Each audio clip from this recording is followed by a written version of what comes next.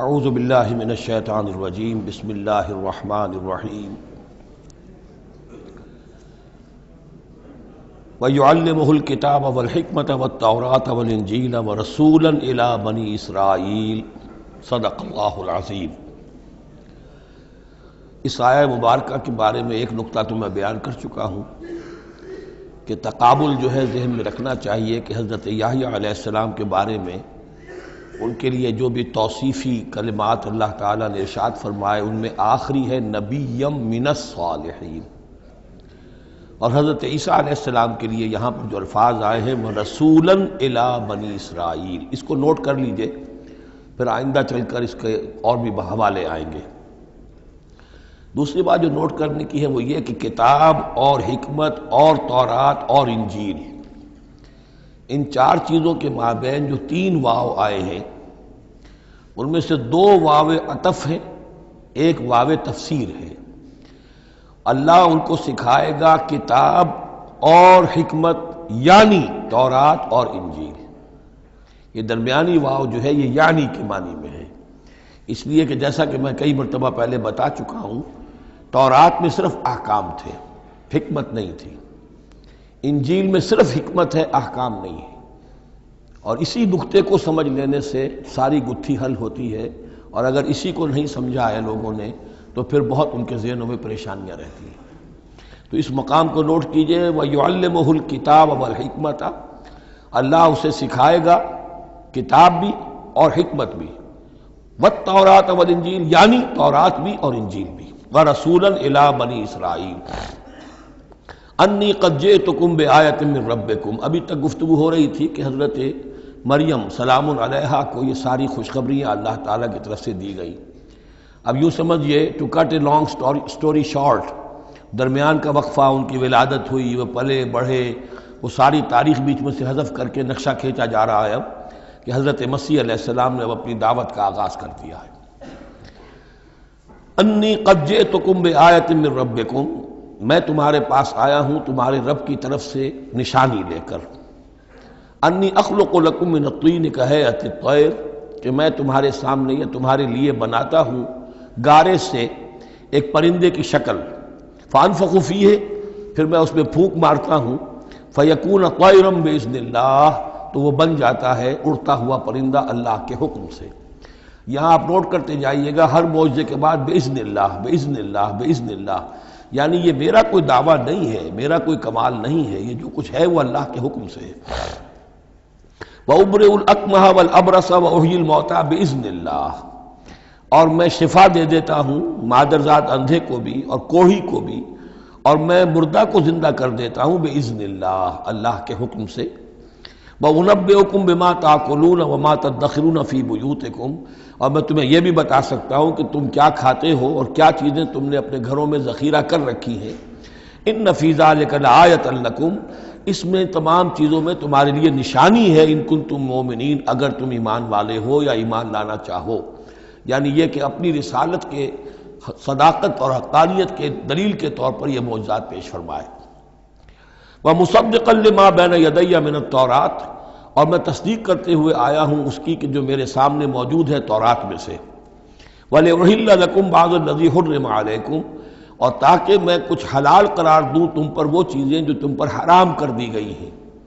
یہ اصل میں اشارہ ہے سبت کے حکم کے بارے میں، کہ جیسے ہمارے ہاں بھی بعض جو مذہبی مزاج کے لوگ ہوتے ہیں ان میں پھر بڑی سختی پیدا ہو جاتی ہے، غلو کرتے چلے جاتے ہیں دین کے احکام میں۔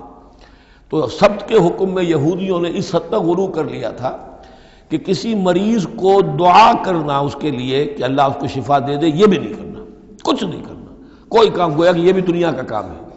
لہذا اس کی ایک انتہا تک وہ پہنچ گئے تھے جن کو آ کے حضرت مسیح علیہ السلام نے پھر اس کی وضاحت کی کہ یہ چیز کے اس کی تقاضوں میں شامل نہیں ہے۔ وَجِئْتُكُم بِآیَةٍ مِّن رَبِّكُمْ، اور میں تمہارے پاس لے کر آیا ہوں نشانی تمہارے رب کی طرف سے، فَاتَّقُوا اللَّهَ وَأَطِیعُونِ، پس اللہ کا تقوی اختیار کرو اور میری اطاعت کرو۔ ان اللہ ربی وربکم فاعبدوہ، یقیناً اللہ ہی میرا بھی رب ہے اور تمہارا بھی رب ہے، پس اسی کی بندگی کرو۔ ھذا صراط مستقیم، یہی سیدھا راستہ ہے۔ آپ کو یہی الفاظ ملیں گے سورہ مریم میں انشاءاللہ۔ فلما احس عیسیٰ منہم الکفر، اب پھر دیکھیے وہی درمیانی وقفوں کو چھوڑتے ہوئے یہ دعوت میں کتنا عرصہ لگا، کئی سال کے بعد اب مخالفت ہوئی، اور مخالفت ہوئی ان کے علماء کی طرف سے۔ یہود کے جو علماء تھے شدید ترین مخالفت انہوں نے کی، ان کی مسندوں کو خطرہ ہو گیا، ان کی چودراہٹیں جو ہے وہ خطرے میں پڑ گئی، تو انہوں نے مخالفت کی۔ اور اس وقت تک ظاہر بات ہے کہ یہودیوں پر ان کے علماء کا جو ہے اثر و رسوخ بہت زیادہ تھا۔ فلما احس عیسیٰ منہم الکفر، جب عیسیٰ نے محسوس کیا ان سے کفر کی شدت کہ اب یہ مخالفت پر تل گئے ہیں، قال من انصاری الی اللہ، تو انہوں نے ایک پکار لگائی، ایک ندا دی، ایک دعوت عام دی، کون ہے جو میرے مددگار ہے اللہ کی راہ میں؟ یعنی اب جو کشاکش ہونے والی ہے، جو تصادم ہونے والا ہے، اس میں ایک حزب اللہ بنے گی اور ایک حزب الشیطان ہوگا، کون ہے جو میرا مددگار ہو الی اللہ، اللہ کے کام میں۔ یہی اصل اساس ہے دین میں کام کرنے کے لیے کہ اسی بنیاد پر کوئی شخص اٹھے کہ میں دین کا یہ کام کرنا چاہتا ہوں، کون ہے جو میرا ساتھ دے۔ یہ ایک بالکل طبعی طریقہ ہوتا ہے جماعت سازی کا، ایک داعی اور داعی پر اعتماد کرنے والے، داعی سے اتفاق کرنے والے لوگ اس کے ساتھی بن جاتے ہیں۔ ساتھی اس کے ذاتی اعتبار سے نہیں ہوتے، اس کی حکومت قائم کرنے کے لیے نہیں، اللہ کی حکومت قائم کرنے کے لیے، اس کی سرداری کے لیے نہیں، اللہ تعالیٰ کے دین کے غلبے کے لیے۔ قال الحواریون نحن انصار اللہ، کہا حواریین نے کہ ہم ہیں اللہ کے مددگار۔ حواری جو ہے اصل میں اس کے معنی ہے دھوبی، جو کپڑے کو دھو کر صاف کر دیتا ہے۔ یہ لفظ پھر آگے بڑھا ہے اپنے کردار کو صاف کرنا، اپنے اخلاق کو صاف کرنا، لیکن چونکہ حضرت مسیح علیہ السلام کی بہت سی جو تبلیغ تھی وہ گلیلی جھیل کے کناروں پر ہوتی تھی۔ اب وہاں ظاہر بات ہے جھیل جو ہے بڑی تھی، وہ سمندر کی طرح ہے، جھیل نہیں ہے، بہت بڑی جھیل ہے، تو وہاں وہ کبھی دھوبی ہوتے تھے، ان میں تبلیغ کرتے تھے، کہیں مچھیرے ہوتے تھے مچھلیاں پکڑنے والے، جا کے انہیں تبلیغ کرتے تھے کہ اے مچھلیوں کے پکڑنے والوں، مچھلیوں کا شکار کرنے والوں، آؤ کہ میں تمہیں انسانوں کا شکار کرنا سکھاؤں۔ اور ان دھوبیوں میں تبلیغ کی ہے، تو ان میں سے کچھ لوگ جو ہیں انہوں نے اپنے آپ کو پیش کر دیا۔ قال الحواریون نحن انصار اللہ آمنا باللہ، ہم ایمان لائے اللہ پر، واشہد بأننا مسلمون، تو آپ بھی اب گواہ رہیے گا کہ ہم اللہ کے فرما بردار ہیں۔ ربنا آمنا بما انزلت، اے رب ہمارے ہم ایمان لے آئے اس پر جو تو نے نازل فرمایا، واتبعنا الرسول، اور ہم اتباع کر رہے ہیں تیرے رسول کی، فاکتبنا مع الشاہدین، تو اے پروردگار ہمارا نام گواہوں میں لکھ لے۔ یہ گواہ یہی ہے کہ جو لفظ اختیار کیا گیا ہے اب عیسائیوں کے خاص فرقے کی طرف سے، یہواز وٹنسز، یہوا کا لفظ جو ہے وہ عبرانی میں خدا کے لیے ہے، خدا کے گواہ، یعنی وہی بات کہ جو قرآن مجید میں آئی ہے وَكَذَلِكَ جَعَلْنَاكُمْ أُمَّةً وَسَطًا لِتَكُونُوا شُهَدَاءَ عَلَى النَّاسِ وَيَكُونَ الرَّسُولُ عَلَيْكُمْ شَهِيدًا، تو اللہ ہمیں اپنے گواہوں میں ہمارا نام لکھ لے، یہواز وٹنسز۔ فاکتبنا مع الشاہدین، مراد یہ نہیں ہے کہ یہ یہواز وٹنسز وہ لوگ ہیں، میں نے صرف وہ لفظ کی مناسبت کہ انہوں نے یہ لفظ کیوں اختیار کیا ہے، تو یہ لفظ قدیم ہے، اسلامی حکمت اور اسلام کی مصطلحات جو ہیں ان میں اس کی ایک حیثیت ہے۔ وَمَكَرُوا وَمَكَرَ اللَّهُ، اب انہوں نے بھی چالیں چلی اور اللہ نے بھی چال چلی۔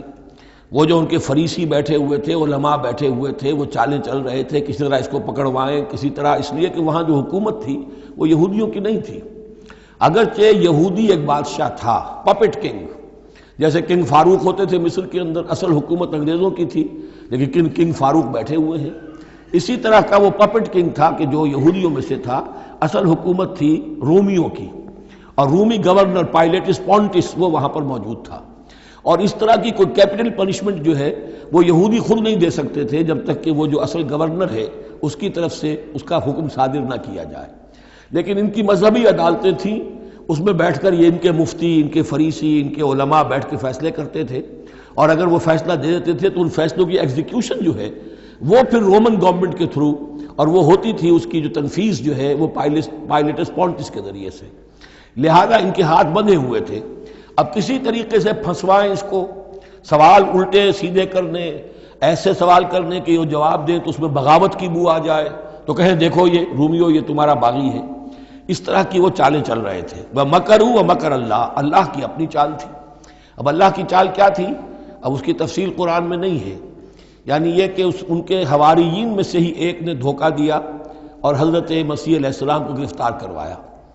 اب اس کے بعد اللہ تعالیٰ نے جو کچھ انجیل برنباس میں ہے، قرآن میں نہیں ہے، حدیث میں نہیں ہے، ہمارے اولین جو مفسرین ہیں ان کے ہاں بھی نہیں ہے، لیکن یہ انجیل برنباس، ایونجیلیم برنابے، جو پوپ کی لائبریری سے برآمد ہوئی ہے، اس کے اندر یہ تفصیل ہے کہ جس حواری نے آپ کو غداری کر کے پکڑوایا تھا، گرفتار کروایا تھا، اس کی شکل حضرت مسیح کی بدل دی اللہ نے، اور وہ پکڑا گیا، سولی وہ چڑھا ہے، اور حضرت مسیح پر وہ ہاتھ ڈال ہی نہیں سکے، بلکہ جس باغ میں آپ روپوش تھے، جیسے ایک کوٹھڑی سی بنی ہوئی تھی جس میں کوئی آلات وغیرہ رکھ دیتے ہیں، اس باغ میں وہ روپوش تھے اور اس کوٹھڑی میں عبادت کر رہے تھے، باقی جو ان کے حواری ہیں 12 وہ باہر تھے۔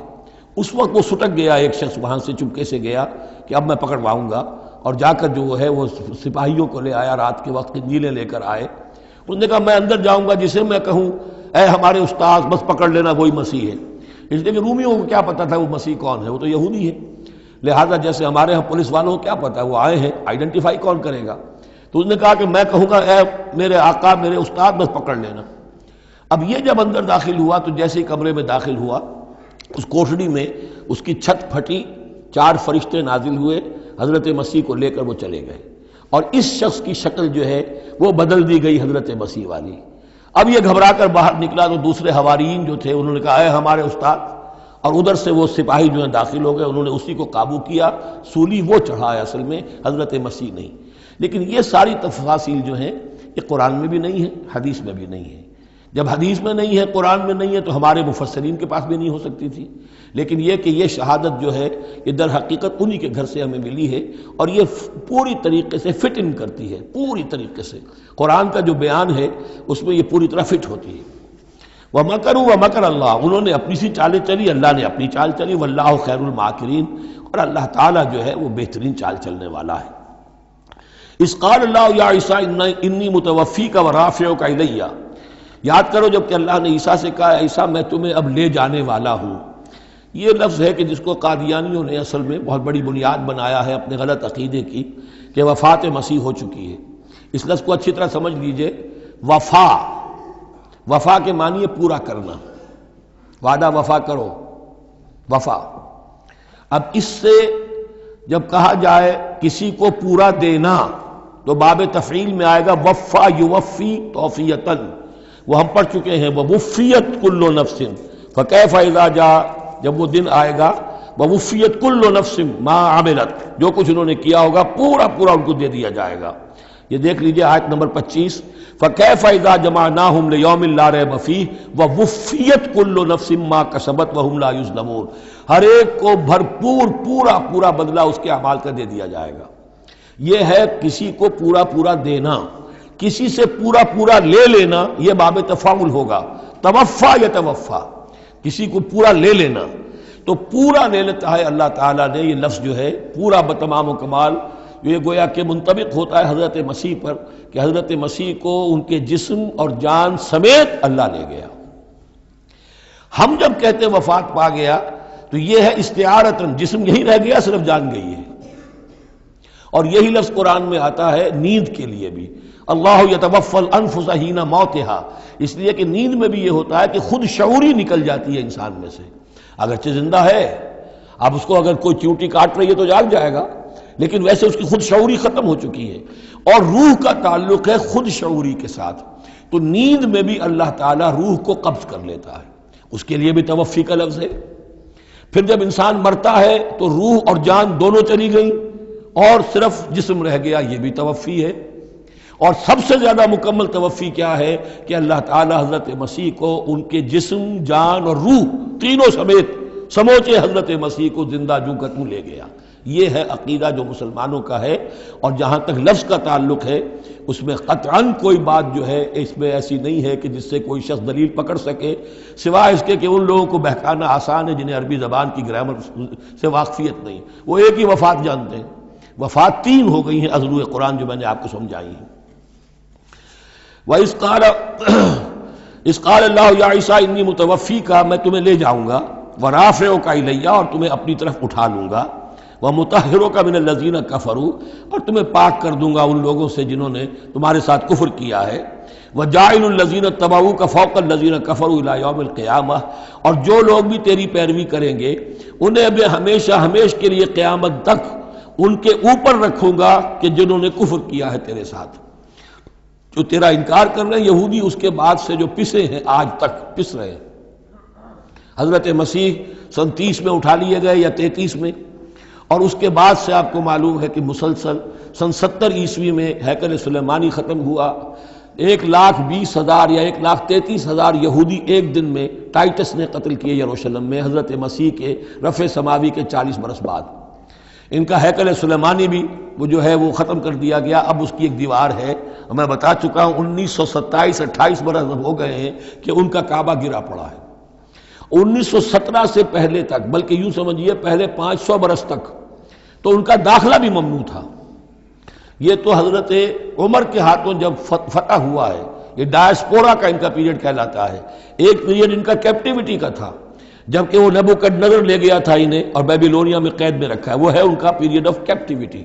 اس کے بعد واپس آئے، حضرت عزیر کے زمانے میں دوبارہ دوسرا ٹیمپل بنایا، اس کے بعد یہ ٹیمپل سن 70 عیسوی میں ختم ہوا، اور ڈائسپورا کہلاتا ہے کہ منتشر ہو جانا۔ انہیں وہاں سے نکال دیا گیا تھا کہ تم دفع ہو جاؤ یہاں سے، فلسطین میں تم نہیں رہ سکتے۔ کوئی روس چلا گیا، کوئی ہندوستان چلا گیا، کوئی مصر چلا گیا، کوئی اور یورپ چلا گیا، پوری دنیا میں پھیل گئے۔ یہ ڈائسپورا اولاً ختم ہوا ہے حضرت عمر رضی اللہ تعالیٰ عنہ کے ہاتھ سے، جب فتح ہوا ہے یروشلم۔ اس وقت حضرت عمر نے اس کو یروشلم کو اوپن سٹی قرار دیا کہ یہاں عیسائی بھی آ سکتے ہیں، مسلمان بھی آ سکتے ہیں، یہودی بھی آ سکتے ہیں، یہ سب کا مشترک شہر ہے۔ لیکن جو عیسائی تھے یروشلم کے، انہوں نے جب ہینڈ اوور کیا تھا، فتح نہیں کیا تھا مسلمانوں نے یروشلم، ایک ٹریٹی کے تحت، ایک معاہدے کے تحت ہینڈ اوور کیا تھا۔ اس معاہدے میں یہ شرط انہوں نے لکھوائی تھی کہ یہودیوں کو یہاں آباد ہونے کی اجازت نہیں دیں گے۔ چنانچہ یہ اجازت تو ہو گئی حضرت عمر کے زمانے سے کہ آ سکتے ہیں، زیارت کر سکتے ہیں، لیکن یہاں رہ نہیں سکتے، پراپرٹی پرچیز نہیں کر سکتے، کوئی مکان نہیں بنا سکتے، سیٹل نہیں ہو سکتے۔ یہ رہا ہے جب تک کہ موجود رہی ہے اسلامی خلافت۔ ترکوں نے بھی اجازت نہیں دی، بڑی سے بڑی رشوتیں یہودیوں نے دینی چاہیے انہیں، اور در حقیقت خلافت کا خاتمہ جو کروایا یہودیوں نے وہ اس لیے کہ انہیں یہ نظر آتا تھا کہ اس خلافت کے ہوتے ہوئے ہمارے لیے ممکن نہیں رہے گا کہ ہم کسی طرح بھی فلسطین میں دوبارہ آباد ہو سکیں۔ لیکن پھر برطانیہ کے جو وزیر تھا بالفور، اس کے ذریعے سے انہوں نے بالفور ڈیکلریشن 1917 میں حاصل کیا ہے۔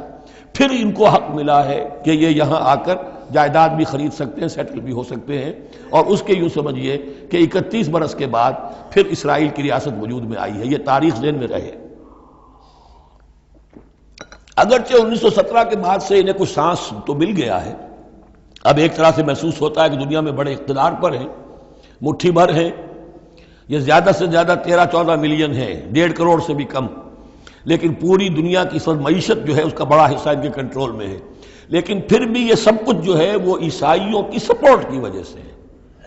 اگر عیسائی ان کی مدد نہ کریں تو ان کا تو یوں سمجھیے کہ ٹکڑے اڑا کر رکھ دیں عرب ایک دن میں۔ لیکن اب پیچھے پوری امریکہ کی حکومت ہے، امریکہ کے حواریین ہیں، خاص طور پر west white Anglo Saxon Protestants, امریکہ اور برطانیہ، وہ تو گویا کہ ان کے زر خرید ہیں ایک طرح سے، اور بھی جو ممالک ہیں عیسائی اب یہ فتح کر چکے ہیں ان سب کو، عیسائیوں کے اوپر ان کا غلبہ ہے۔ اس لیے اب جو شکل ہے وہ بھی یہ ہے کہ ان کا وجود ہے یہی کہ عیسائی ہیں اوپر، اور یہ مانوی طور پر سازشی انداز میں انہیں کنٹرول کر رہے ہیں۔ اذ قال اللہ یا عیسیٰ انی متوفیک ورافعک الی ومطہرک من الذین کفروا وجاعل الذین اتبعوک فوق الذین کفروا الی یوم القیامہ ثم الی مرجعکم فاحکم بینکم فیما کنتم فیہ تختلفون۔ پھر تم سب جو ہے تمہارا لوٹنا میری ہی طرف ہے، اور پھر میں تمہیں بتا دوں گا اور فیصلہ کر دوں گا تمہارے مابین ان باتوں میں جن میں تم اختلاف کر رہے تھے۔ فَأَمَّا الَّذِينَ كَفَرُوا فَأُعَذِّبُهُمْ عَذَابًا شَدِيدًا فِي الدُّنْيَا وَالْآخِرَةِ، تو وہ لوگ کہ جو کفر کی روش اختیار کریں گے میں انہیں عذاب دوں گا، بہت سخت عذاب، دنیا میں بھی اور آخرت میں بھی۔ وَمَا لَهُم مِّن نَاصِرِينَ، اور نہیں ہوں گے ان کے لیے کوئی مددگار۔ وَأَمَّا الَّذِينَ آمَنُوا وَعَمِلُوا الصَّالِحَاتِ، اور جو ایمان لائیں گے اور نیک عمل کریں گے، فَيُوَفِّيهِمْ، اب دیکھیے وفا یوفی دینا، پورا پورا دینا، تو ان کو وہ پورا پورا دے گا، اجورہم، ان کا اجر، واللہ لا يحب الظالمین، اللہ ظالموں کو پسند نہیں کرتا۔ ذالک نتلوہ علیک من الآیات والذکر الحکیم، یہ وہ چیزیں ہیں جو ہم آپ کو پڑھ کر سنا رہے ہیں۔ گویا کہ یہاں بھی پس منظر میں حضرت جبرائیل علیہ السلام ہے کہ یہ اللہ تعالیٰ کی آیات ہیں اور ذکر حکیم ہے جو ہم آپ کو پڑھ کر سنا رہے ہیں۔ ان مثل عیسیٰ عند اللہ کا مثل آدم، عیسیٰ کی مثال اللہ کے نزدیک آدم کی سی ہے۔ خلقہ من تراب ثم قال له کن فیکون، اسے بنایا مٹی سے پھر کہا ہو جا، وہ ہو گیا۔ اب یہ آیت وہ ہے قرآن مجید میں کہ جو لوگ بھی اسپیشل کریشن کے قائل ہیں کہ حضرت آدم کسی ایولیوشن کے نتیجے میں کسی اسپیشیز کے وجود میں آنے کے بعد اس کے ایک فرد کی حیثیت سے نہیں ان کا استفاع ہوا، بلکہ وہ اسپیشلی کریٹ کیے گئے ہیں مٹی سے براہ راست، ان کے حق میں یہ آیت دلیل ہے۔ تو یہ جو بھی نظریات ہیں ابھی، چونکہ ایولیوشن بھی ہے تو وہ بھی نظریہ ہے، تھیوری آف اسپیشل کریشن ہے وہ بھی نظریہ ہے۔ نظریوں کے باب میں انسان ادھر ادھر کوئی رائے رکھ سکتا ہے، ابھی یہ کوئی طے شدہ حقائق نہیں ہے۔ ان میں ہم غور کر سکتے ہیں کہ قرآن مجید میں کس مقام پر کس چیز کے لیے کوئی تائید یا کوئی تھوڑی سی توثیق نکلتی ہے۔ تو اللہ کے نزدیک تو عیسیٰ کی مثال ایسے ہی ہے جیسے آدم، اسے مٹی سے بنایا اور کہا کن فیکون۔ تو اب اگر اسپیشل کریشن کا معاملہ ہے تو نہ باپ نہ ماں، بغیر باپ اور بغیر ماں کے تو کیا وہ الہ بن گئے؟ بنانے والا تو اللہ ہے۔ حضرت عیسیٰ ماں تو ہے باپ نہیں ہے، حمل تو ہوا ہے، 9 مہینے ماں کے پیٹ میں تو رہے ہیں، تو وہ تو آدم سے کم معاملہ ہوا تخلیق میں اعجاز کے اعتبار سے۔ اور حضرت اس سے کم تر ذرا دیکھ لو تو بوڑھے پھونس حضرت زکریا اور بوڑھی پھونس ان کی اہلیہ جو ساری عمر بیوہ رہیں، جو وہ رہیں بانج رہیں، اور ان کو اللہ نے اولاد دے دی۔ تو یہ سارے جو ہیں معجزات ہیں، اللہ کا اختیار ہے جو چاہے کرے، اس سے کسی کی الوہیت کی دلیل نہیں نکلتی۔ الحق من ربک، یہ حق ہے آپ کے رب کی طرف سے، فلا تکن من الممترین، تو ہرگز نہ ہو جانا اس میں شک کرنے والوں میں سے۔ فمن حاجک فیہ، تو اے نبی جو بھی اس معاملے میں آپ سے اب بھی حجت بازی کرے، جھگڑا کرے، بحث کر رہا ہے، ابھی سینگ الجھا رہا ہے بحث کے اندر، من بعد ما جاءک من العلم، جبکہ آپ کے پاس تو العلم آ چکا، آپ جو بات کہہ رہے ہیں وہ علی وجہ البصیرت کہہ رہے ہیں، فقل تعالوا، تو اب آخری چیلنج کیا ہے؟ کہہ دیجئے اچھا آؤ۔ یہ جو ان کا آیا تھا، 2 بڑے بڑے ان کے لاٹ پادری تھے، ابو حارثہ ابن علقمہ اور قرظ بن علقمہ، اور ان کی سرکردگی میں 70 افراد تھے جو کہ نجران سے آئے تھے۔ یہ سارا کئی دن معاملہ چلتا رہا، اور پھر آخر میں حضور سے کہا گیا اچھا آپ مباہلہ کیجئے، قل، ان سے کہہ دیجئے تعالوا، آؤ، ندعو ابناءنا وابناءکم، آؤ ہم بلاتے ہیں اپنے بیٹوں کو، تم بلاؤ اپنے بیٹوں کو، ونساءنا ونساءکم، ہم بلا لیتے ہیں اپنی عورتوں کو، تم بلاؤ اپنی عورتوں کو، وانفسنا وانفسکم، اور ہم بھی آ جاتے ہیں تم بھی آ جاؤ، ثم نبتہل، پھر ہم گڑ گڑا کر اللہ سے دعا کریں، فنجعل لعنت اللہ علی الکاذبین، تو ہم کہیں کہ اے اللہ جو ہم میں سے جھوٹا ہو اس پر لعنت کر دے۔ یہ مباہلہ ہے، اور یہ مباہلہ ہوتا ہے کب؟ جب کہ احقاق حق ہو چکے، بات پوری واضح ہو جائے، آپ کو یقین ہو کہ یہ میرا مخاطب جو ہے بات سمجھ گیا ہے، صرف ضد میں اڑا ہوا ہے، اس وقت پھر یہ مباہلہ آخری شے ہوتی ہے تاکہ ظاہر ہو جائے۔ اگر تو واقعتاً اسے یقین ہے تو وہ مباہلہ کی چیلنج قبول کر لے گا، اور اگر دل میں چور ہے، وہ جانتا ہے کہ حق بات تو اسی کی ہے، اور لہذا پھر وہ مباہلہ نہیں کرے گا۔ چنانچہ یہی ہوا، انہوں نے مباہلے سے انکار کیا، فرار کی راہ اختیار کی، اور ایسے ہی چلے گئے۔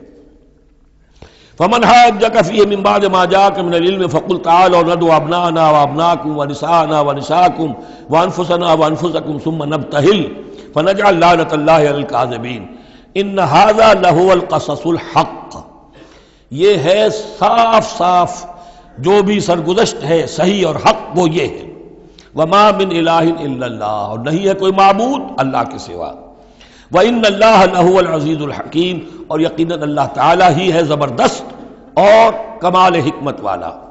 یہاں اب دوسرا حصہ ختم ہو گیا، یہ 31 آیات ہیں، 32 اور 31 مل کر یہ 63 آیت پر۔ فَإِن تَوَلَّوْا، پھر اگر وہ پیٹھ موڑ لیں، فَإِنَّ اللَّهَ عَلِيمٌ بِالْمُفْسِدِينَ، یہاں آ کر 63 آیات ہوئی، پھر اگر وہ پیٹھ موڑ لیں تو اللہ تعالیٰ خوب جانتا ہے مفسدوں کو کہ یہ ماننے والے نہیں ہیں، لہذا وہ پورا قافلہ واپس چلا گیا۔ اب یہ جو تیسرا حصہ نصف اول کا آ رہا ہے، یہ پھر انہی 4 رکوعوں کے بہت مشابہ ہے کہ جو سورہ بقرہ میں آئے تھے 15ویں سے لے کر 18ویں سے لے کر اور 20ویں رکوع تک، 15ویں سے لے کر 18ویں رکوع تک، جس میں تحویل قبلہ، حضرت ابراہیم کا ذکر، کعبے کا ذکر، پھر اہل کتاب کو دعوت، وہ کیفیت آپ کو یہاں ملے گی۔ قل یا اہل الکتاب تعالوا الی کلمۃ سواء بیننا وبینکم، اے نبی کہیے اے اہل کتاب، اب یہاں جمع کر لیا گیا یہود اور نصارہ دونوں کو۔ وہاں گفتگو زیادہ تر یا بنی اسرائیل تھی، ابھی تک حضرت عیسیٰ کا معاملہ تھا، وہ گویا کہ نصرانیوں سے بات تھی، اب ہے اہل کتاب، دونوں کے دونوں۔ قل یا اہل الکتاب تعالوا الی کلمۃ سواء بیننا وبینکم، کہیے کہ اے کتاب والو آؤ ایک ایسی بات کی طرف جو ہمارے اور تمہارے مابین بالکل برابر ہے، متفق علیہ ہے۔ وہ کیا ہے؟ اللہ نعبد الا اللہ، اللہ کے سوا کسی کی بندگی نہ کرے، ولا نشرک بہ شیئا، اس کے ساتھ کسی چیز کو شریک نہ ٹھہرائیں، ولا یتخذ بعضنا بعضا اربابا من دون اللہ، اور ہم میں سے کوئی ایک دوسرے کو اللہ کے ساتھ رب نہ بنا لے۔ اس سے مراد کیا ہے؟ جیسے کہ پوپ کو انہوں نے رب بنا لیا کہ پوپ کو اختیار ہے جس چیز کو چاہے حلال قرار دے دے، جس چیز کو چاہے حرام قرار دیتے، یہ گویا کہ ان کو اس کو پوپ کو بھی رب مان لینا ہے۔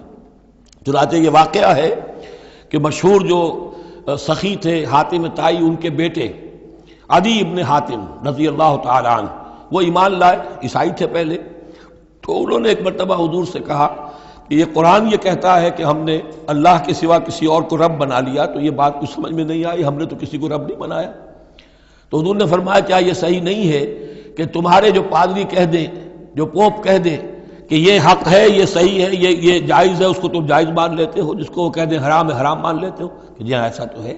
تو یہ حق جو ہے یہ صرف اللہ کا ہے، اور جو اس حق کو اختیار کرتا ہے وہ گویا رب ہونے کا دعویٰ کرتا ہے۔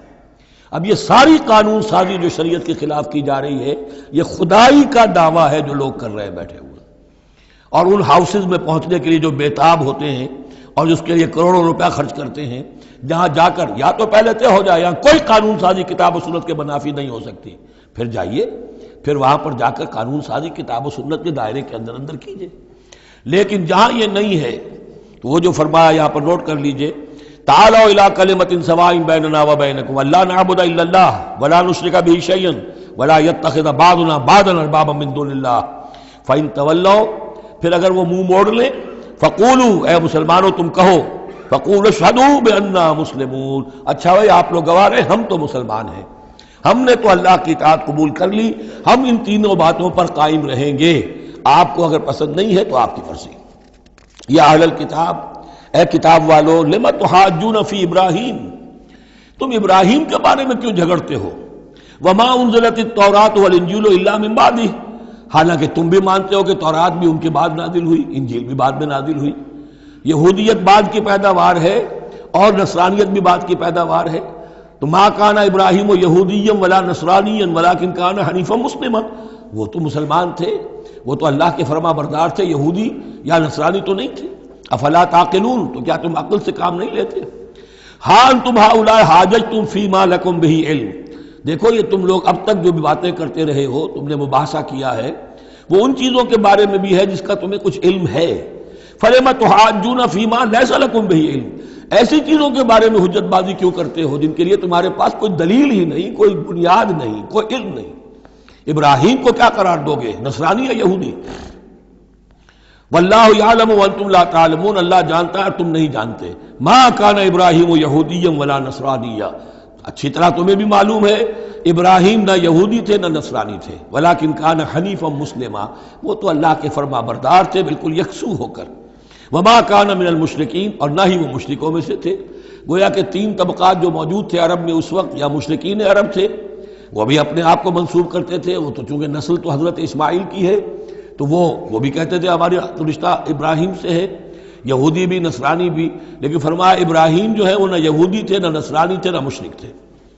ان اولی الناس بابراہیم الذین اتبعوہ، یقیناً ابراہیم سے سب سے زیادہ قربت رکھنے والے لوگ تو وہ ہیں جو ان کی پیروی کرتے ہیں، اور وہ کون ہے؟ وہذا النبی، یہ نبی محمد صلی اللہ علیہ وسلم، والذین آمنوا، اور وہ کہ جو ان پر ایمان لائے، واللہ ولی المومنین، اور اللہ ان مومنوں کا ساتھی ہے، مددگار ہے، پشت پناہ ہے، حمایتی ہے۔ وَدَّتْ طَائِفَةٌ مِّنْ أَهْلِ الْكِتَابِ لَوْ يُضِلُّونَكُمْ وَمَا يُضِلُّونَ إِلَّا أَنفُسَهُمْ وَمَا يَشْعُرُونَ، اہل کتاب کا ایک گروہ جو ہے تلا ہوا ہے، اس پر آرزو مند ہے کہ اے مسلمانوں تمہیں کسی طریقے سے گمراہ کر دیں۔ لَوْ يُضِلُّونَكُمْ وَمَا يُضِلُّونَ إِلَّا أَنفُسَهُمْ، وہ نہیں گمراہ کر سکیں گے مگر اپنے آپ کو، وَمَا يَشْعُرُونَ، انہیں اس کا شعور نہیں ہے۔ یا اہل الکتاب، دیکھیے کو انداز جو ہے بڑا ہی داعیانہ، جیسا کہ وہ جو 5واں رکوع تھا سورہ بقرہ کا، اس طرح کا انداز ہے یہاں۔ یا اہل الکتاب لما تکفرون بآیات اللہ وانتم تشہدون، اے کتاب والو، اے اہل کتاب، کیوں تم اللہ تعالیٰ کی آیات کا انکار کرتے ہو جبکہ تم اس کے قائل ہو، پہچان چکے ہو، دل میں جان چکے ہو۔ یا اہل الکتاب لما تلبسون الحق بالباطل وتکتمون الحق وانتم تعلمون، اے اہل کتاب کیوں تم حق کے اوپر باطل کا ملمہ چڑھاتے ہو، کیوں حق کو چھپاتے ہو جانتے بوجھتے۔ یہ بھی اس 5ویں رکوع میں آیت موجود تھی، وَلَا تَلْبِسُوا الْحَقَّ بِالْبَاطِلِ وَتَكْتُمُوا الْحَقَّ وَأَنْتُمْ تَعْلَمُونَ۔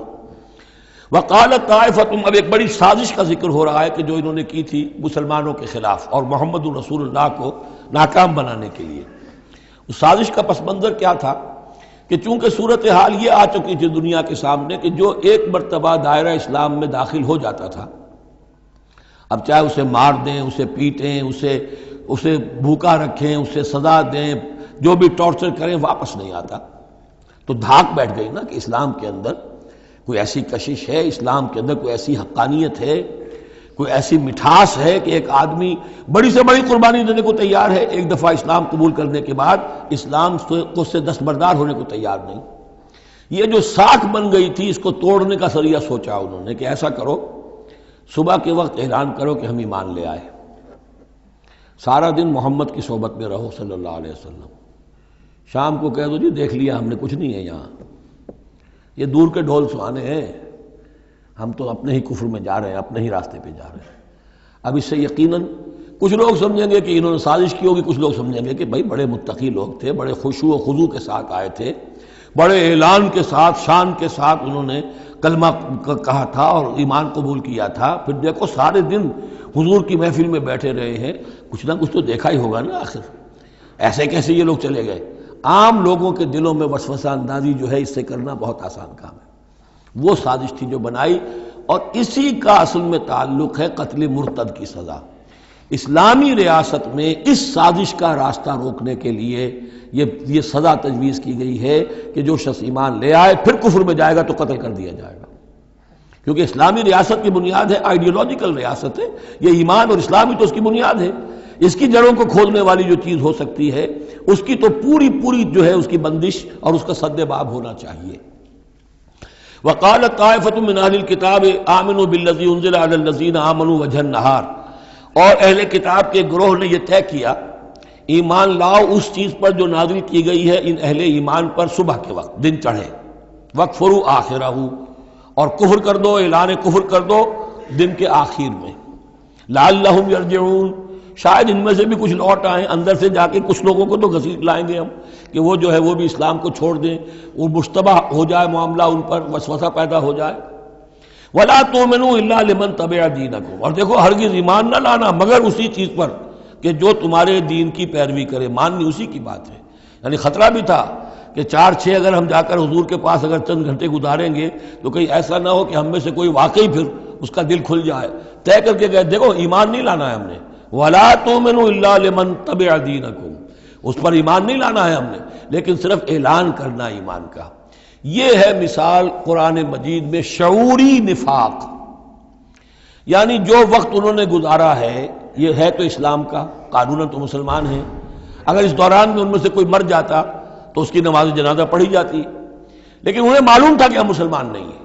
جبکہ ایک وہ غیر شعوری نفاق ہے کہ اندر ایمان ختم ہو چکا ہے لیکن انسان سمجھتا ہے میں تو مومن ہوں، حالانکہ اس کا کردار وہ جو ہے منافقانہ ہے، اس کا عمل منافقانہ ہے، اور اس کے اندر سے ایمان کی پونجی جو ہے جیسے کہ دیمک کسی کڑی کو کھا جائے تو شیطین کو چٹ کر چکی ہے دیمک، لیکن یہ کہ بہرحال اوپر ایک پردہ پڑا ہوا ہے، وہ ہے غیر شعوری نفاق اور یہ ہے شعوری نفاق۔ قل ان الہدی ھدی اللہ، اے نبی ان سے کہہ دیجئے دیکھو اصل ہدایت تو اللہ کی ہدایت ہے، ان یؤتی احد، اب یہاں پر پھر ان کا قول آ رہا ہے کہ دیکھو ایمان نہ لانا، ان یؤتی احد مثل ما اوتیتم، مبادا کسی کو وہ شے دے دی جائے جو تمہیں دی گئی تھی۔ یہ رسالت، یہ مذہبی پیشوائی، یہ تو ہماری میراث تھی، ہم اگر انہیں مان لیں گے تو وہ چیز ہم سے ان کو منتقل ہو جائے گی، لہذا ماننا تو نہیں ہے، لیکن یہ کہ ان کی بہرحال کسی طریقے سے ہوا اکھیڑنے کے لیے ہمیں یہ کام کرنا ہے۔ اور یحاجوکم عند ربکم، یا تمہارے خلاف حجت قائم کریں اللہ کے نزدیک۔ قل ان الفضل بید اللہ، کہہ دیجئے ان سے کہ فضل کل کا کل اللہ کے ہاتھ میں ہے، یؤتی ہے من یشاء، وہ جس کو چاہتا ہے دیتا ہے۔ اس نے 2000 برس تک ایک منصب پر تمہیں فائز رکھا، اب جو ہے تم اس منصب کے نااہل ثابت ہو چکے ہو، تمہیں معزول کر دیا گیا، اور اب ایک نئی امت ہم نے بنائی ہے اور اس کو اس مقام پر نصب کر دیا ہے، انسٹالیشن ہو چکی ہے۔ واللہ ذو الفضل العظیم، قل ان الفضل بید اللہ یؤتیہ من یشاء واللہ واسع علیم، اللہ بہت وسعت والا اور جاننے والا ہے۔ یختص برحمتہ من یشاء، وہ مختص کر لیتا ہے اپنی رحمت کے لیے جس کو چاہتا ہے۔ واللہ ذو الفضل العظیم، اللہ بڑے فضل کا مالک ہے۔ ومن اہل الکتاب، اب یہاں ایک اور نقطہ سمجھ لیجئے کہ برے سے برے گروہ کے اندر بھی کہیں نہ کہیں کوئی افراد اچھے بھی ہوتے ہیں۔ داعی کے لیے یہ ضروری ہے کہ ان کو بھی مینشن کرتا رہے کہ ان میں اچھے لوگ بھی ہیں، تاکہ وہ جو لوگ ہیں ان کے دلوں کے اندر نرمی پیدا ہو۔ اسی طرح برے سے برے آدمی میں کوئی اچھائی بھی ہے، آپ اگر اسے دعوت دے رہے ہیں حق کی طرف، اس میں جو اچھائی ہے اس کو مانیے، تاکہ اسے معلوم ہو کہ اسے مجھ سے قد نہیں ہے، دشمنی نہیں ہے، جو میری بات واقعی اچھی ہے اس کو تو یہ تسلیم کر رہا ہے، لیکن جو بات غلط ہے اس کو رد کر رہا ہے۔ تو یہ دعوت کا اور تبلیغ کا بہت اہم حصہ ہے۔ اگر آپ ٹوٹلی نگیٹ کر دیں گے تو وہ بھی کہے گا کہ یہ بھی اندھا بہرا ہے تو میں بھی اندھا بہرا رہوں، یہ میری اچھائی کو بھی نہیں دیکھ سکتا، صرف میری برائی نظر آ رہی ہے۔ اور اگر وہ سمجھے کہ میری برائی کی بھی صحیح نشاندہی کر رہا ہے، جو میری اچھائی ہے اس کو بھی مان رہا ہے، تو اس کا دل کھلے گا، وہ آپ کی بات سنے گا۔ وَمِنْ أَهْلِ الْكِتَابِ مَنْ إِنْ تَأْمَنْهُ بِقِنْطَارٍ، اہل کتاب میں سے ایسے بھی ہیں کہ اگر ان کے پاس تم امانت رکھوا دو ڈھیروں مال، یؤدیہ الیک، وہ تمہیں پورا پورا واپس کر دیں گے۔ امانت دار ان میں موجود ہیں۔ وَمِنْهُمْ، اور ان میں سے ایسے بھی ہیں، مَنْ إِنْ تَأْمَنْهُ بِدِینَارٍ، ان کے پاس اگر 1 دینار بھی امانت رکھوا دو، لا یؤدیہ الیک، وہ تمہیں واپس نہیں کرے گا، ادا نہیں کرے گا تمہیں، الا ما دمت علیہ قائما، الا یہ کہ تم اس کے سر کے اوپر کھڑے ہو جاؤ، مسلط ہو جاؤ، تب تو دے دے گا، ورنہ نہیں دے گا۔ اچھا، یہ ہے ان کے اکثر کا کردار، لیکن جو بھی تھوڑے بہت تھے ان میں، ان کی اچھائی کا بھی ذکر کر دیا۔ اور بالفعل اس قسم کے کردار کے لوگ جو ہیں وہ عیسائیوں میں تھے، یہودیوں میں تو نہ ہونے کے برابر تھے، لیکن اہل کتاب کا مسئلہ ہو رہا ہے تو اس میں یہ دونوں گروپ موجود ہیں۔ ذالک بانہم، اور یہودیوں میں یہ کردار کیوں آ گیا ہے، کیوں بے ایمانی خیانت کیوں آ گئی؟ ذالک بانہم قالوا لیس علینا فی الامیین سبیل، یہ اس لیے کہ انہوں نے یہ عقیدہ گھڑ لیا ہے کہ ان امیین کے بارے میں ہم پر کوئی ملامت نہیں ہے۔ یہ اچھی طرح سمجھ لیجئے، یہودیوں کا یہ عقیدہ تورات میں نہیں ہے، لیکن اصل جو کتاب ہے ان کی مذہبی وہ تورات نہیں ہے، تالمود ہے۔ یوں سمجھیے کہ تورات تو ہے ام الکتاب ان کی جو بھی ہے، لیکن جو ان کا ساری شریعت ہے، جو ان کے ضوابط ہیں، قوانین ہیں، قواعد ہیں، عبادات کی تفاصیل ہیں، وہ سب ہیں تالمود میں۔ اور تالمود میں یہ بات موجود ہے کہ یہودی کے لیے یہودی سے جھوٹ بولنا حرام، غیر یہودی سے جیسے چاہو جھوٹ بولو۔ یہودی کے لیے کسی یہودی کا مال ہڑپ کرنا ناجائز حرام، غیر یہودی جنٹائلز اور گوئمز ان کا مال جس طرح چاہو دھوکے سے، بائی ہوک بائی کروک، جس طرح چاہو ہڑپ کرو، تو یہ ہمارے اوپر مواخذہ ہی نہیں ہے، اس لیے کہ یہ جو لوگ ہیں غیر یہودی، یہ انسان ہے ہی نہیں، یہ اصل میں انسان نما حیوان ہے، اور ان سے فائدہ اٹھانا ہمارا حق ہے، جیسے کہ گھوڑے کو تانگے میں جوتنا انسان کا حق ہے، بیل کو اپنے حل کے اندر جوت لینا یہ انسان کا حق ہے۔ تو ہمارا حق ہے ان حیوانوں سے ہم جو چاہے لوٹ لیں، کھسوٹ لیں، ان کی رضامندی سے لے لیں، ظلم کریں، اس میں ہم پر کوئی پکڑ نہیں ہوگی، کوئی محاسبہ نہیں، یہ تالمود میں باقاعدہ لکھا ہوا ہے۔ ذالک بانہم قالوا، اس لیے کہ ایک پکچر بھی اس پر بنی ہے جو امریکہ کے عیسائیوں نے بنائی ہے، the other side of Israel, جس میں کہ انہوں نے ایک شخص نے ایک یہودی کتب خانے میں جا کر کتابیں نکال کر پھر اس کے اوپر نشان لکھا کر یہ چیزیں لکھی ہوئی ہیں، کیا یہودیت کا جو اصل چہرہ ہے وہ اس ڈاکومنٹری کے اندر، ویڈیو کے اندر واضح کر دیا گیا ہے ان کی کتابوں کے حوالے سے۔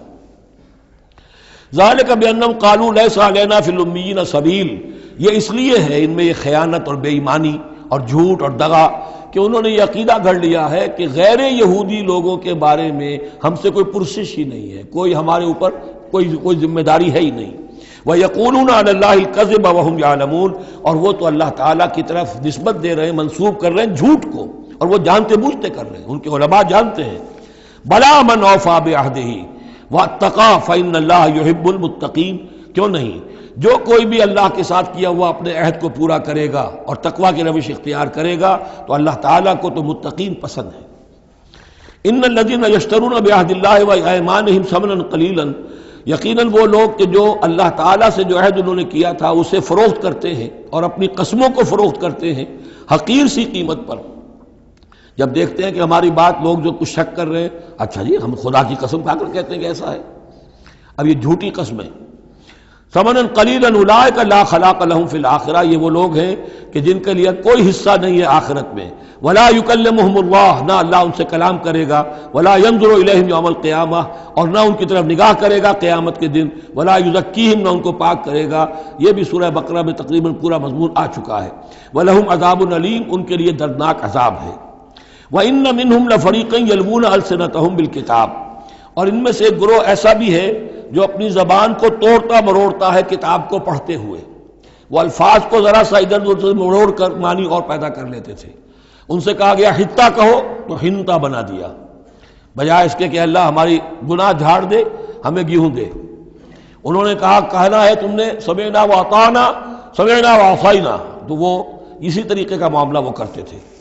جب تورات کو پڑھتے ہوئے بھی جب دیکھا کہ جو سائل آیا ہے وہ فتویٰ مانگ رہا ہے، اس کی پسند کچھ اور ہے، تو الفاظ کو توڑ مروڑ کر پڑھ کر کہہ دیا کہ دیکھو یہ کتاب کے اندر موجود ہے۔ وَإِنَّ مِنْهُمْ لَفَرِيقًا يَلْوُونَ أَلْسِنَتَهُمْ بِالْكِتَابِ لِتَحْسَبُوهُ مِنَ الْكِتَابِ، تاکہ تم سمجھو کہ وہ کتاب میں سے ہے۔ وَمَا هُوَ مِنَ الْكِتَابِ، وہ کتاب میں سے نہیں ہوتا۔ وَيَقُولُونَ هُوَ مِنْ عِنْدِ اللَّهِ، اور وہ کہتے ہیں یہ اللہ کی طرف سے ہے۔ وَمَا هُوَ مِنْ عِنْدِ اللَّهِ، جبکہ وہ اللہ کی طرف سے نہیں ہوتا۔ فَوَيْلٌ لِّلَّذِينَ يَكْتُبُونَ بِأَيْدِيهِمْ، یہ پڑھ چکے ہیں سورہ بقرہ کے اندر بھی کہ وہ لوگ کہ جو اپنے ہاتھوں سے لکھتے ہیں کہتے ہیں کہ اللہ کی طرف سے ہے۔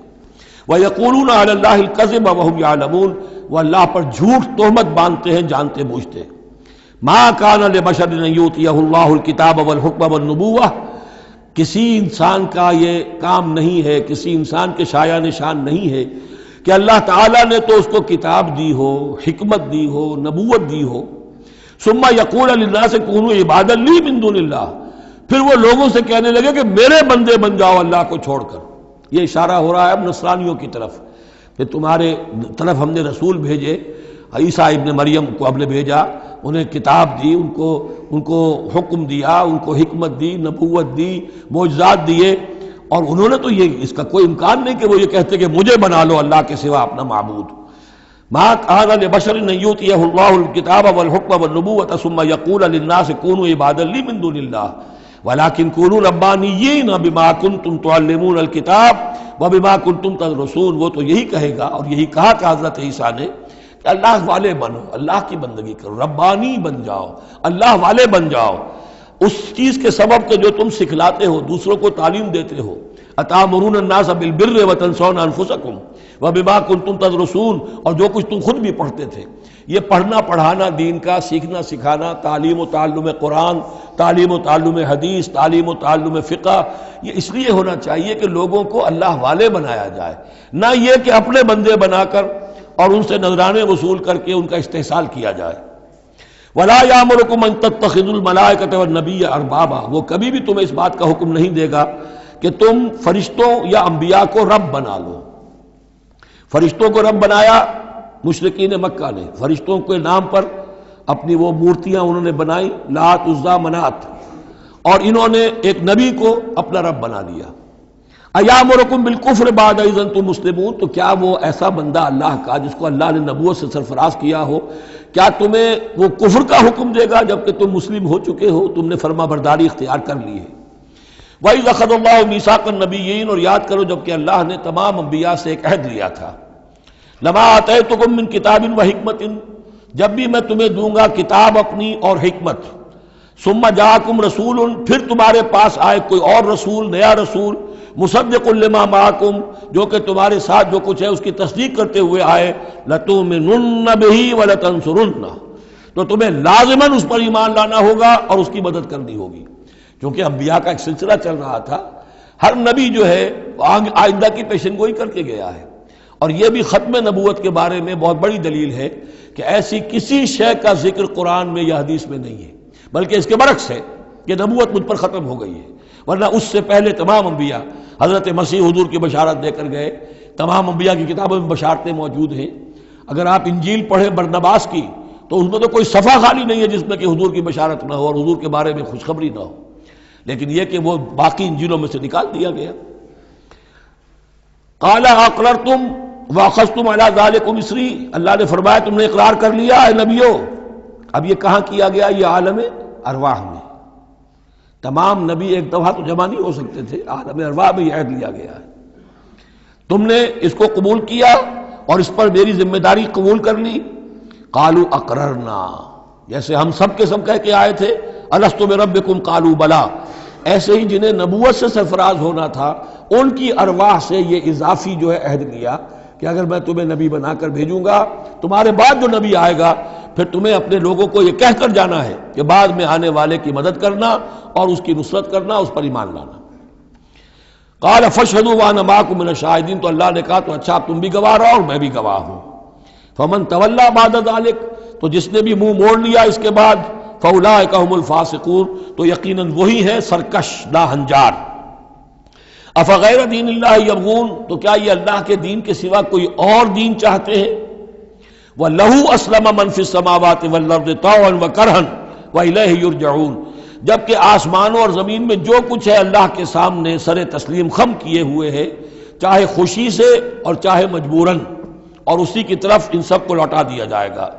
قُلْ آمَنَّا بِاللَّهِ، یہ دیکھیے 16ویں رکوع کی سورہ بقرہ کی آیات جو ہیں تقریباً تھوڑے سے لفظی فرق کے ساتھ، کہیے آمنا باللہ، ہم ایمان لائے اللہ پر، وما انزل علینا، جو نازل کیا گیا ہم پر، وما انزل علی ابراہیم و اسماعیل و اسحاق و یعقوب والاسباط، اور جو کچھ نازل کیا گیا ابراہیم پر، اسماعیل پر، اسحاق پر اور یعقوب پر اور ان کی اولاد پر، وما اوتی موسیٰ و عیسیٰ والنبیون من ربہم، جو بھی موسیٰ کو دیا گیا، عیسیٰ کو دیا گیا، تمام انبیاء کو دیا گیا ان کے رب کی طرف سے، لا نفرق بین احد منہم ونحن لہ مسلمون، ہم ان میں سے کسی ایک کے مابین بھی کوئی تفریق نہیں کرتے اور ہم تو اللہ کے فرما بردار ہیں۔ وَمَن يَبْتَغِ غَيْرَ الْإِسْلَامِ دِينًا فَلَن يُقْبَلَ مِنْهُ، جو کوئی اس اسلام کے سوا کوئی دین اختیار کرے گا اللہ اسے اس کی جانب سے قبول نہیں کرے گا۔ وَهُوَ فِي الْآخِرَةِ مِنَ الْخَاسِرِينَ، اور آخرت میں وہ پھر خسارے پانے والوں میں سے ہو کر رہے گا۔ کیف یہدی اللہ قوما کفروا بعد ایمانہم، کیسے ہدایت دے گا اللہ ان لوگوں کو جو ایمان کے بعد کافر ہو گئے۔ اس کا کیا مطلب ہے؟ یعنی ان کے دل ایمان لے آئے تھے، مان لیا تھا، حقیقت منکشف ہو گئی تھی، جیسے سورۃ النمل میں ہم پڑھیں گے وَجَحَدُوا بِهَا وَاسْتَيْقَنَتْهَا أَنفُسُهُمْ ظُلْمًا وَعُلُوًّا، انہوں نے انکار تو کیا لیکن ان کی جی نے، دل نے ان کے یقین کر لیا تھا کہ بات صحیح ہے۔ دل اقراری ہے، زبان انکاری ہے۔ زبان انکاری کیوں ہے؟ ظلمًا وعلوا، حق تلفی کرنے کے لیے اور اپنی سربلندی کے لیے، اپنی چودراہٹ کے لیے، بغیم بینہم، ورنہ دل ان کے ایمان لا چکے تھے۔ تو کیف یہدی اللہ قوما کفروا بعد ایمانہم، کہ جب حق منکشف ہو گیا، دل نے گواہی دے دی کہ حق ہے، پھر بھی کفر کیا۔ وَشَهِدُوا أَنَّ الرَّسُولَ حَقٌّ، اور انہوں نے گواہی دی کہ رسول حق ہے، آپس میں باتیں کرتے تھے۔ چنانچہ روایت میں آتا ہے کہ جو علقمہ کے دو بیٹے جو ہیں ابو حارثہ اور کرز، جب یہ چلے تھے یمن سے، نجران سے، تو کہیں ٹھوکر لگی کرز کے گھوڑے کو، تو اس نے کہا تعیس العمد، ہلاک ہو جائے وہ دور والا، یعنی جس کی طرف ہم جا رہے ہیں، محمد کی طرف صلی اللہ علیہ وسلم۔ اس پر بڑے بھائی نے کہا، ابو حارثہ نے، تعیست امک، تیری ماں ہلاک ہو جائے۔ اس نے کہا کیوں؟ میں نے تو محمد کو کہا تھا جو کچھ کہا تھا، تمہیں کیوں اس طرح برا لگا؟ انہوں نے کہا تمہیں معلوم نہیں ہے وہ وہی نبی ہیں، ہم پوری طرح جان چکے ہیں وہ وہی نبی ہیں، ان کی شان میں گستاخی نہیں کریں گے، پکڑے جائیں گے ہم، وہ نبی ہیں اور وہی ہیں جن کے ہم منتظر تھے۔ انہوں نے کہا پھر مانتے کیوں نہیں؟ تم جانتے ہو ان بادشاہوں نے ہمیں بڑا مقام دیا ہوا ہے، رومن امپائر کے تحت تھے یہ لوگ اور مصر کی حکومت کے، اور انہوں نے ہمیں مقام دے رکھا ہے، ہمیں دولت دی ہے، ہمیں مال دیا ہے، ہمیں حیثیت دی ہے، مراتب دیے ہیں، اگر ہم نے محمد کو مان لیا تو سب چھن جائیں گے۔ یہ باقاعدہ روایت میں موجود ہے۔ ابھی آتے ہوئے تو جاتے ہوئے کیا حال ہوگا آپ اس کا اندازہ کیجئے، جبکہ مباہلے سے فرار کر کے گئے ہیں۔ وَشَهِدُوا أَنَّ الرَّسُولَ حَقٌّ، وہ گواہی دے چکے ہیں کہ رسول حق پر ہیں اور حق ہیں. وَجَاءَهُمُ الْبَيِّنَاتُ، اور ان کے پاس کھلی کھلی نشانیاں آ چکی ہیں. وَاللَّهُ لَا يَهْدِي الْقَوْمَ الظَّالِمِينَ، اللہ ایسے ظالموں کو ہدایت نہیں دیتا. أُولَٰئِكَ جَزَاؤُهُمْ أَنَّ عَلَيْهِمْ لَعْنَةَ اللَّهِ وَالْمَلَائِكَةِ وَالنَّاسِ أَجْمَعِينَ. یہ تو وہی لوگ ہیں کہ جن کا بدلہ یہ ہے کہ ان پر اللہ کی بھی لعنت ہے، فرشتوں کی بھی اور تمام انسانوں کی بھی. یہ الفاظ بھی سورہ بقرہ میں آ چکے ہیں.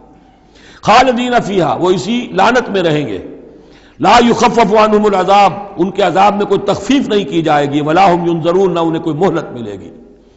الا الذین تابوا من بعد ذلک، ہاں ابھی دروازہ کھلا ہے توبہ کا، سوائے ان کے کہ جو اس کے بعد توبہ کر لیں، واصلحوا، اور اصلاح کر لیں اپنی یا نیک عمل کریں. فإن اللہ غفور الرحیم، تو ابھی توبہ کا دروازہ بند نہیں ہے، یقیناً اللہ غفور الرحیم ہے. ان الذین کفروا بعد ایمانہم ثم ازدادوا کفرا لن تقبل توبتہم، جو لوگ جنہوں نے کفر کیا اپنے ایمان کے بعد، حق کو پہچان لینے کے بعد، چاہے زبان سے مانا ہو یا نہ مانا ہو، پھر اگر وہ کفر کرتے ہیں یا ایماننے کے بعد زبان سے مرتد ہو جاتے ہیں، ثم ازدادوا کفرا، پھر وہ اپنے کفر میں بڑھتے چلے گئے، لن تقبل توبتہم، ان کی توبہ کبھی قبول نہیں ہوگی. واولئک هم الضالون، اور وہ تو یقیناً گمراہوں میں سے ہیں. ان الذین کفروا وماتوا وهم کفار، یقیناً وہ لوگ کہ جنہوں نے کفر کیا اور فوت ہو گئے، مر گئے اسی حال میں کہ وہ کافر تھے. فلن يقبل من احدهم ملء الارض ذهبا ولو افتدى به، تو ان میں سے کسی ایک سے زمین کی مقدار کے مطابق سونا بھی فدیے میں قبول نہیں کیا جائے گا اگر وہ پیش کر سکے. اب ظاہر بات ہے یہ محال ہے، ناممکن ہے، لیکن یہ کہ بات سمجھانے کے لیے کہ وہاں پر کوئی فدیہ نہیں ہے. زمین کے حجم کے برابر بھی سونا دے کر اور کوئی چھٹنا چاہے گا تو نہیں چھوٹے گا. یہ وہی بات ہے، واتقوا یوما لا تجزی نفس عن نفس شیئا ولا يقبل منها شفاعۃ ولا یؤخذ منها عدل، کوئی فدیہ نہیں لیا جائے گا. ولا هم ینصرون، نہ ان کی مدد ہوگی. اولئک لهم عذاب علیم، یہ وہ لوگ ہیں کہ جن کے لیے ہے دردناک عذاب. وما لهم من ناصرین، اور نہیں ہوں گے ان کے لیے مدد کرنے والے. لن تنالوا البر حتى تنفقوا مما تحبون وما تنفقوا من شيء فإن الله به علیم. اس آیت کا حوالہ میں دے چکا ہوں آیا بر کے ضمن میں کہ یہ جو نیکی ہے، مظاہر نیکی میں سے، عملی نیکی میں سب سے بڑی، سب سے پہلی، سب سے مقدم انسانی ہمدردی. اور انسانی ہمدردی میں اپنا مال خرچ کر سکنا، اور مال بھی وہ کہ جو محبوب ہو، ردی ہو، دل سے اتر گیا ہو، بوسیدہ ہو گیا ہو، وہ کسی کو دے کر اور سمجھا جائے کہ حاتم طائی کی قبر پر لات مار دی میں نے، تو وہ حماقت ہے اپنی جگہ پر. لن تنالوا البر حتى تنفقوا مما تحبون، تم ہرگز نہیں پہنچ سکو گے نیکی کے مقام کو جب تک کہ خرچ نہ کرو اس میں سے جو تمہیں پسند ہے. وما تنفقوا من شيء فإن الله به علیم، اور جو کچھ بھی تم خرچ کرو گے اللہ کو اس کا علم ہے. کل طعام کان حلا لبنی اسرائیل الا ما حرم اسرائیل علی نفسه من قبل ان تنزل التوراۃ. یہ بھی ایک جھگڑا تھا، یہودی کرتے تھے کہ ان کی شریعت میں اونٹ کا گوشت حرام تھا. حضور نے آ کر جو حرام چیزوں کا اعلان کیا اس میں اونٹ کا گوشت حرام نہیں ہے. ان کا اگر شریعت یہ وہی ہے، اگر شریعت موسوی ہے تو یہ تغیر کیسے ہو گیا؟ اس کی حقیقت بتائی ہے کہ تورات کے نزول سے قبل حضرت یعقوب علیہ السلام کو ذاتی جیسے بات ہوتی ہے کہ شاید ناپسند ہے، انہوں نے اونٹ کا گوشت اپنے اوپر حرام کر لیا تھا. جیسے حضور نے اپنی 2 ازواج مطہرات کی دلجوئی کے لیے بعض چیزیں جو حلال تھیں ان کی قسم کھا لی. یا ایھا النبی لما تحرم ما احل اللہ لک تبتغی مرضات ازواجک، یہ چیز ان کے ہاں روایت کے طور پر چلی آ رہی تھی. تو اللہ نے فرمایا لاؤ تورات اور دکھاؤ کہاں لکھا ہوا. تورات کے نزول سے پہلے یہ شکل حضرت یعقوب علیہ السلام کی تھی، اس کی تم پیروی کر رہے ہو. تو کھانے پینے کی وہ چیزیں جو اسلام نے حلال کی ہیں، کل طعام کان حلا لبنی اسرائیل، وہ بنی اسرائیل کے لیے بھی حلال تھی.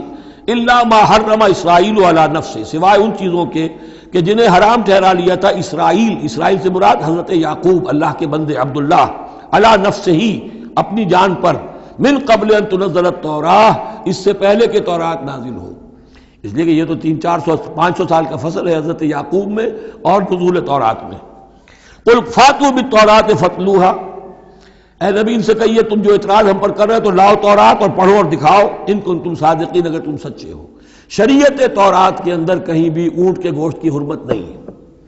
فمن افترى علی اللہ الکذب من بعد ذلک فاولئک هم الظالمون، اور جو لوگ اس کے بعد بھی اللہ کی طرف جھوٹ منسوب کرتے رہے تو یہ لوگ ظالم ہیں. اب ان سے کیا آدمی گفتگو کرے؟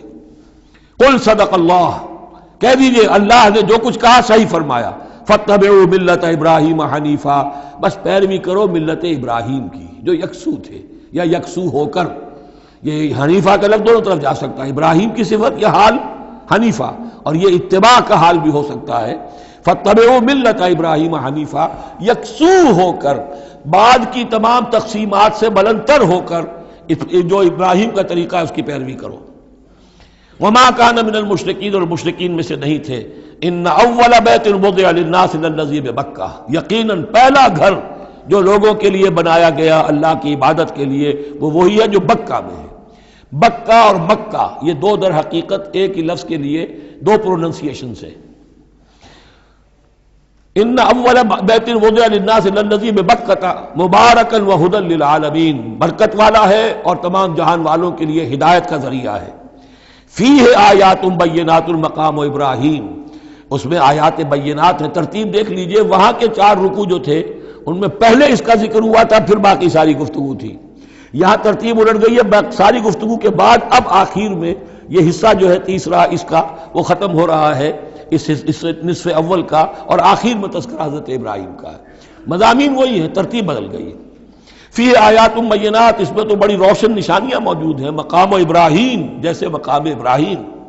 ومن دخلہ کان آمنا، اور جو بھی اس میں داخل ہو جاتا ہے امن میں آ جاتا ہے. بدترین پورے عرب کے اندر خوریزی ہوتی تھی، لیکن حرم میں اپنے باپ کے قاتل کو بھی اگر دیکھ لیتے تھے تو کچھ نہیں کہتے تھے.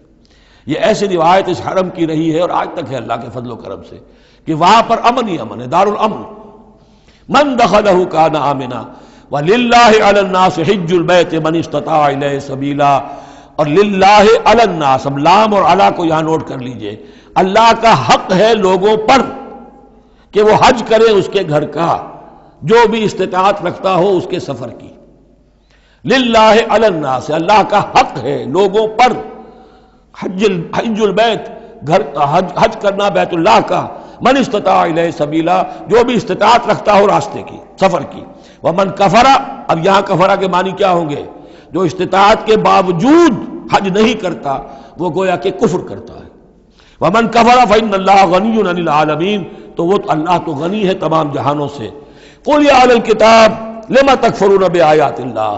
اب آخری یہ آیات ہیں، بڑا ہی انداز جو ہے جھنجھوڑنے کا، اور جیسے کہ پیئرسنگ آئیز کے ساتھ دیکھ کر کسی سے بات کی جائے اور اس کے یعنی نگاہیں گاڑ کر اس پر.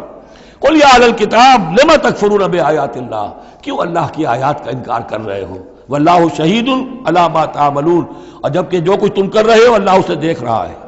قل یا اہل الکتاب لم تصدون عن سبیل اللہ، کہہ دیجئے ہے کتاب والو کیوں روکتے ہو اور روکتے ہو. صدہ یا سدو دونوں معنی دیتا ہے، لازم بھی متعدی بھی. خود رک جانا، دوسروں کو روکنا. کیوں رکتے ہو اور روکتے ہو اللہ کے راستے سے؟ من آمنا، جو ایمان لے آتا ہے، تبغونہا عوجا، تم اس کے لیے ٹیڑھ تلاش کرتے ہو، سازشیں کرتے ہو کہ صبح کو ایمان لاؤ اور شام کو کافر ہو جاؤ تاکہ یہ ایمان والے جو ہیں ان کے دل میں بھی وسوسے اور دغدغے پیدا ہو جائیں. من آمن تبغونہا عوجا، تم چاہتے ہو کہ وہ بھی کج راستہ اختیار کر لے. وانتم شہداء، اور تم خود جانتے ہو جو کچھ کر رہے ہو. وما اللہ بغافل عما تعملون، اور اللہ غافل نہیں اس سے جو تم کر رہے ہو. لیکن ان تمام سازشوں کے جواب میں اہل ایمان سے کہا گیا یا ایھا الذین آمنوا ان تطیعوا فریقا من الذین اوتوا الکتاب یردوکم بعد ایمانکم کافرین. اے وہ لوگوں جو ایمان لائے ہو، اگر ان اہل کتاب کے ان کسی گروہ کی تم پیروی کرو گے تو یہ تمہیں لازماً لوٹا کر لے جائیں گے تمہارے ایمان کے بعد، پھر تمہیں کفر کی حالت میں لے جائیں گے. وَكَيْفَ تَكْفُرُونَ، اور سوچو تو صحیح کیسے کفر کرو گے، کیسے اس راستے پر جاؤ گے. وَأَنْتُمْ تُتْلَىٰ عَلَيْكُمْ آیَاتُ اللَّهِ، جبکہ تم پر اللہ کی آیات پڑھ کر سنائی جا رہی ہیں. وَفِيكُمْ رَسُولُهُ، اور تمہارے اندر اس کا رسول موجود ہے بنفس نفیس. اس سے آپ اندازہ کیجئے کہ علماء یہود کا کتنا. اوس اور خزرج کے لوگ بڑے مرعوب تھے، چونکہ یہ ان پڑھ لوگ تھے، کوئی کتاب نہیں، کوئی شریعت نہیں، کوئی قانون نہیں. یہ لوگ صاحب کتاب تھے، صاحب شریعت تھے، ان کے یہاں علماء تھے، تو مرعوب تھے. لہذا یہاں جو اوس اور خزرج کے لوگ اسلام لے آئے تھے ان کے بارے میں اندیشہ ہوتا تھا کہ کہیں ان ساری ریشہ دوانیوں کا شکار نہ ہو جائیں.